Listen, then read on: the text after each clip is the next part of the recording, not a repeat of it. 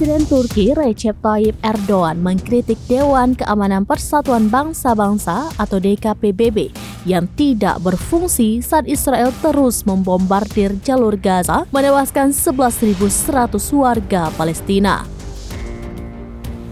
Menurutnya penting untuk mengubah struktur di DKPBB,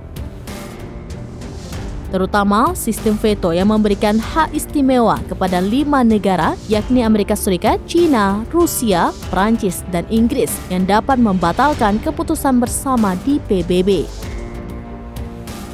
Erdogan berpendapat masa depan jalur Gaza tidak bisa bergantung pada para pemegang hak veto di DKPBB untuk mengambil tindakan terhadap Israel. Lebih lanjut, Erdogan menegaskan suara dari berbagai negara di dunia lebih menentukan daripada 5 negara pemegang hak veto PBB. Ia merujuk pada pemungutan suara di PBB yang menyerukan gencatan senjata setelah genosida yang dilakukan oleh Israel di Gaza yang kini mencapai lebih dari 11.100 warga Palestina yang terbunuh.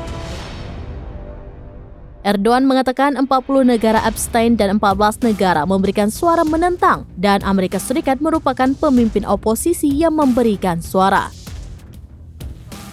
Erdogan akan menghubungi negara-negara yang abstain untuk mengajaknya bergabung mendukung gencatan senjata di Palestina. Pernyataan Presiden Turki Erdogan ini menyusul serangan Israel di jalur Gaza yang menanggapi serangan terbaru Hamas di Israel dengan menerobos perbatasan jalur Gaza pada Sabtu 7 Oktober 2023 pagi. Hamas mengatakan serangan itu adalah tanggapan terhadap kekerasan yang dilakukan Israel terhadap Palestina selama ini, terutama kekerasan di kompleks Masjid Al-Aqsa seperti diberitakan Al Arabiya. Hamas menculik kurang lebih 240 orang di Israel dan meluncurkan ratusan roket yang menewaskan lebih dari 1.400 orang di wilayah Israel.